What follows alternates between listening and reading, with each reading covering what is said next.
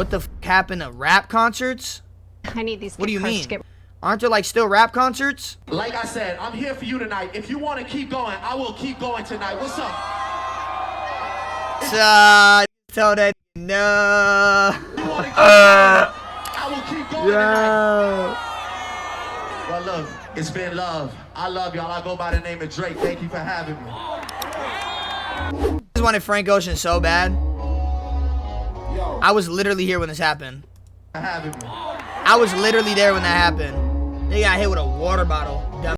I will walk off this stage. If y'all throw one more thing up here, I will leave.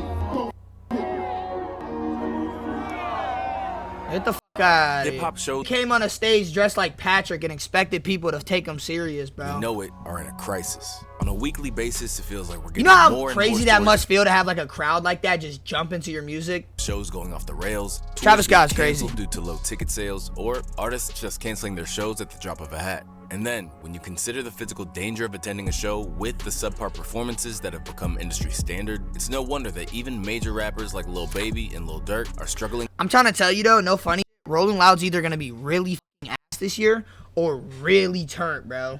Like the California Rolling Loud last year was so bad, bro. It was to a point that, bro, there was like nobody at some of the concerts.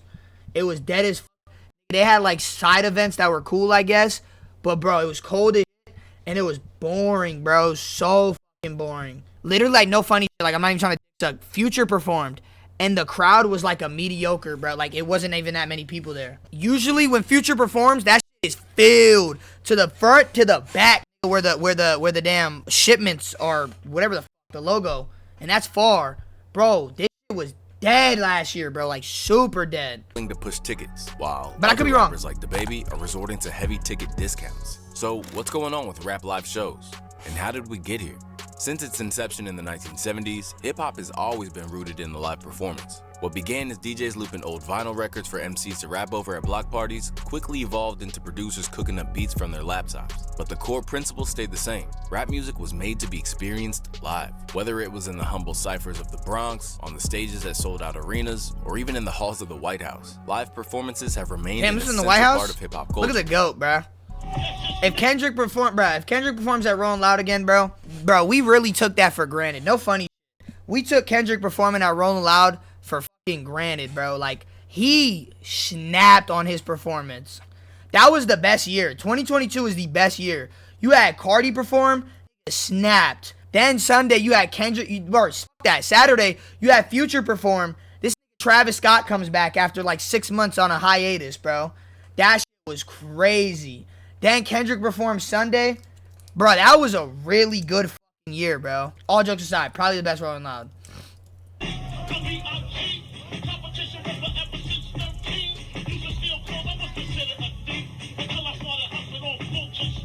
As hip-hop fans, we're all familiar with the excitement of seeing our favorite artists live, whether it's right after they drop a new album or at a festival where you can catch multiple acts in one day. While the standing room at concerts can offer a memorable experience, it's often far from comfortable. The crowd pushes from the front and access to basic necessities like bathrooms or water is almost non-existent. Fans are often left waiting in these tough conditions for 2 to 3 hours during the opening acts, all in anticipation of seeing the headliner, who are usually late. In the most extreme cases, such as Travis Scott's Astroworld tragedy, this led to the death of multiple concert goers due to lack of water and lack of crowd control. These conditions make going to hip-hop shows a significant commitment and has resulted in fans being very selective. Am I tripping or that in the middle look dumb familiar right here? Don't he look dumb familiar, chat? Of what shows they attend, making some concerts not worth the discomfort. On the flip side, the blame could also fall on fans, whose misbehavior ruins the experience for everyone else. The high energy vibe of a rap show often encourages some people that is not like PR, brother. Cross the line, including throwing phones, water bottles, and even booing performers on Drake's stage. Drake's tour was like crazy. Had all the baddest there. This kind of disrespectful behavior has led to rappers cutting their performances short and walking off stage, leaving everyone disappointed. This has happened to artists of all sizes, such as Sway Lee getting a bloody nose from someone throwing a phone, to Kid Cudi walking out of the show for being disrespected by the fans throwing water bottles. Alright, to be fair, Kanye was supposed to perform and he canceled. Drake, one of the biggest Nobody was trying to rappers see in the Kid world, Cudi. getting booed off the Camp Flog Gnaw stage. I think these both were like, bruh, Drake wasn't even supposed to be there. They wanted Frank Ocean. Since fans were expecting Frank Ocean. I'm finna sue you, man. You doing that like a baseball, man. Beyond the concert experience itself, another factor contributing to the ongoing decline in hip-hop show attendance is the quality of the performances. While rap music has become the go-to genre for live shows, essentially taking over as the new place to rage, many performances can feel lackluster. The issue often arises when rappers simply rap over their tracks without much variation. If a rapper isn't sober or just isn't in the mood to perform, the energy falls flat, leaving the audience feeling like they didn't get their money's worth. This is especially true with the new generation of underground rappers, where this kind of performance has become all too common. Hey, so I like my, Yeah, hell no. Hell no. I'm spending money to see this perform like he's a fucking, like watching a dead ass high on stage, bro. Bro's just standing there while his DJ's carrying. Like, yo, what the fuck is this?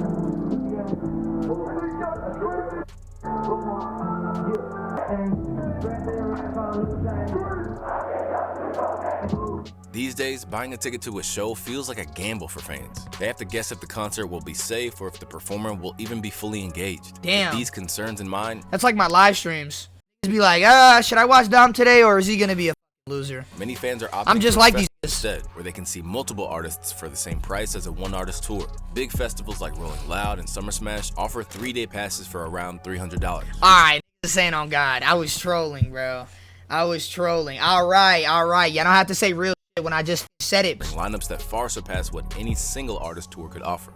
Spending $300 to see Cardi, Travis, Future, Don Toliver, Metro Boom. What year was this? Oh, this was this year? This is this year? Okay, so let's be honest. They have Future perform every year. It's nothing new. If you've been to Rolling Loud already, bro, you've seen that shit a couple of times. I haven't seen Travis Scott perform.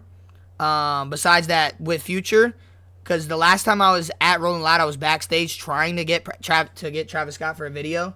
Bro, this had 100 cops lined up like the wall of China. Pulls up in a helicopter, performs. The helicopter's still on, mind you. The helicopter's still on in the back.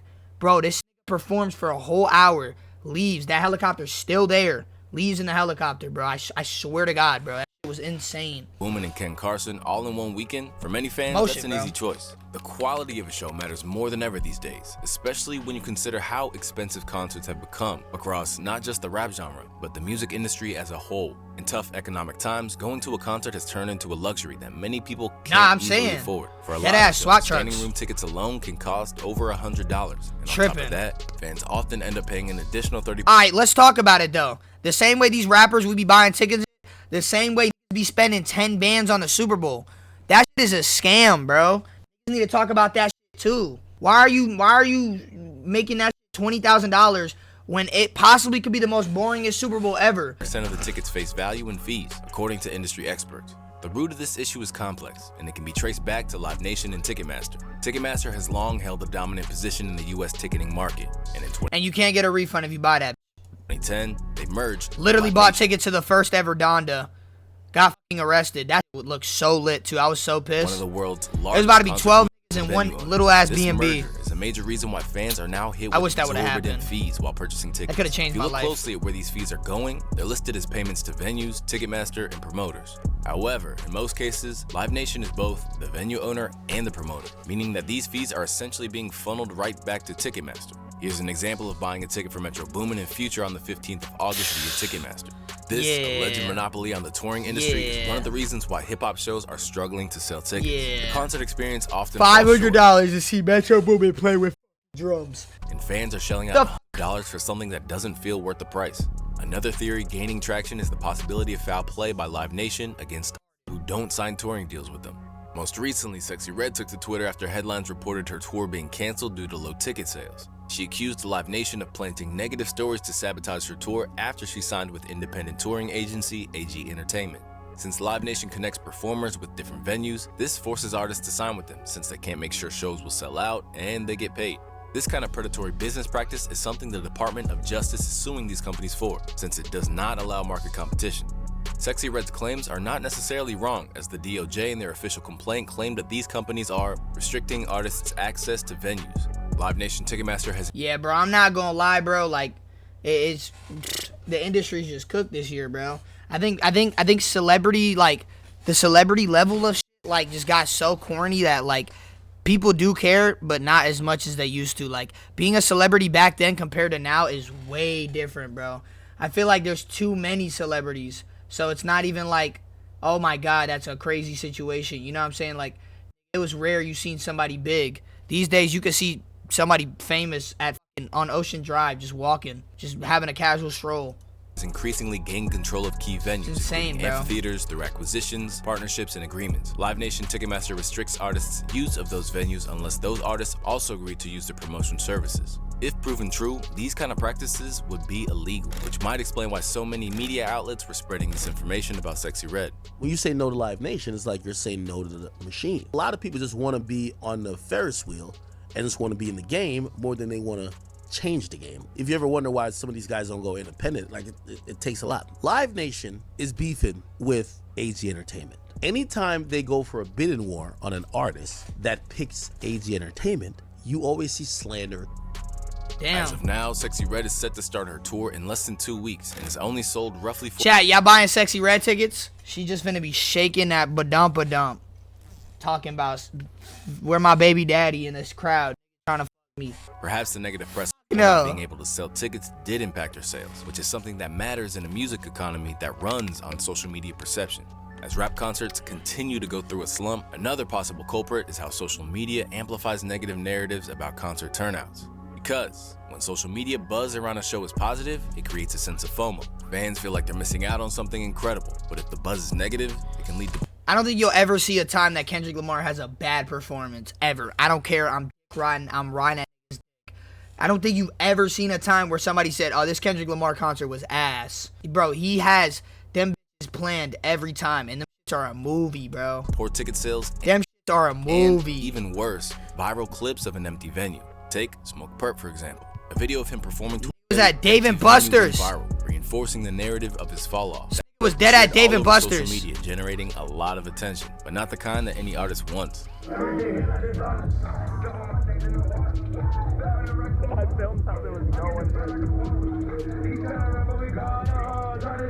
Then we have DJ Khaled. Whether you're a fan of him or not, it's hard to ignore his This guy's concerts? #1 albums in How? But even he wasn't spared from the impact of a bad video clip. In a viral moment, Khaled was seen singing one of his most popular tracks while the entire audience stayed silent. The clip quickly spread online. What was highlighting this? how even a big name like Khaled can struggle with the harsh reality of public perception. All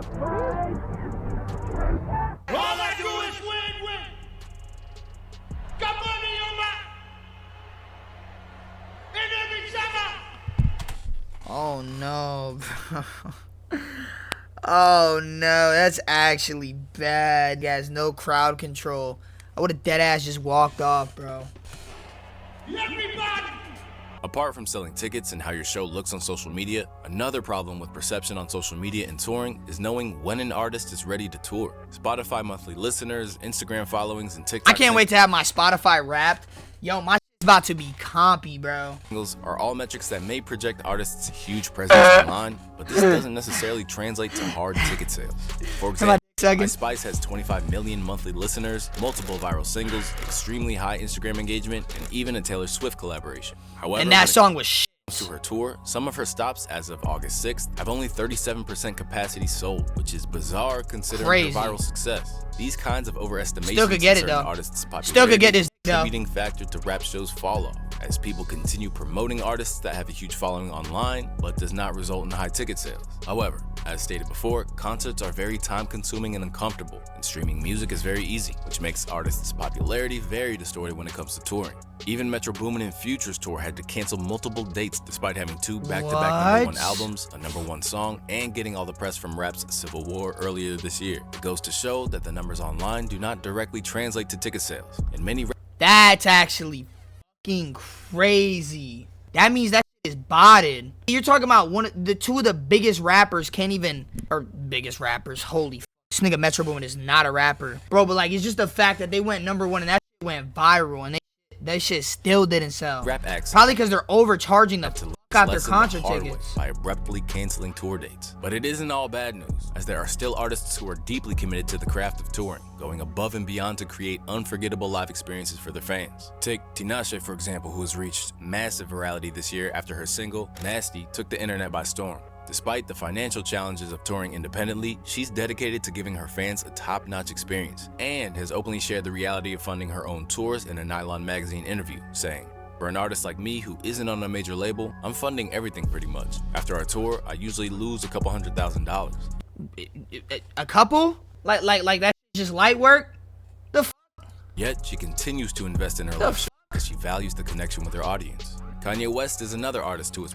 Nobody can f with Kanye. Kanye has the best performances. The best. No, like not even Kendrick can f with this nigga. And I'm saying as a Kendrick writer, Kanye West has the greatest concerts, the greatest moments. Like, bro, he is a monument, bro. And that's facts. Prioritize the quality of watching that documentary, bro, I was like, yo, this is actually like him. Performances. Even at he is the main fucking character. He admitted to losing money on his Yeezus tour, but his focus was always on delivering an experience his fans would never forget. His Donda performances further showcased his commitment to pushing the boundaries of what a live show can achieve. Nah, that Kanye is all in my mouth. That Donda was crazy. Performances would be seen as parts of hip-hop history. Elsewhere, Kendrick Lamar has also set a new standard for See? I knew he was gonna recognize the GOAT. Live performances, using innovative stage elements like puppets, a glass box, and shadow play to create a visual narrative that elevates his music. His shows are carefully crafted to ensure that his live vocals are as powerful as the studio. And mind you, this never lip sync. He puts the instrumental on and raps that, and it sounds like the studio. Bro, mind you, this never lip sync, bro. Recordings with little reliance on vocal backing tracks. Meanwhile, artists like Travis Scott and Playboi Carti are known for the electrifying stage presence that they have and truly elaborate stage energy design. is good. Travis Scott in particular has become famous for his dynamic performances. Now I will hawk too and spit on that Kendrick. With grand pyrotechnics and stage setups that make his shows feel like full-scale events. His ability to make a whole town shake with his performances has solidified his reputation as one of the best live performers of his generation. Travis Scott, the artist, just crushed a major career milestone, making a whole town literally shake. Look at this footage. This is at his show in Milan, Italy. He sold out 80,000 attendees. Whoa. Just imagine 80,000 people jumping, right? And it makes Italy shake, or the city. Dude, if every single human on Earth jumped at the same time, I feel like Earth would fall into a black hole. Like, we would lose all gravity for a second, bro. Like, it might actually be the same amount of damage as a nuke. Oh, social media freaking out. They literally thought there was an earthquake in Italy. Drake, too, has made a name for himself with his innovative approach to live shows. He's known for incorporating unique elements like a live marching band, massive arena blimps, and even an actor playing his younger self. These touches add to the spectacle. Nah, Drake's crazy, too. A must-see event for fans. Drake was crazy, these artists too. bring something unique to their live performances, proving that, for some, the craft of touring is still a top priority. So what's the conclusion then? I would say there's only a few artists that probably take tours serious. And that's like the rappers at the top of the food chain. I'm not gonna lie, we just turned a fucking 11-minute video to 45 minutes. I apologize. I'm really passionate about music, as you can tell. Relax, bird, been out, then this is legit, nigga. 5-star dinners, 5 stars on my bitch, nigga. Band 10, fat shit up on my wrist. Been him, could've been anything I want, I get, nigga.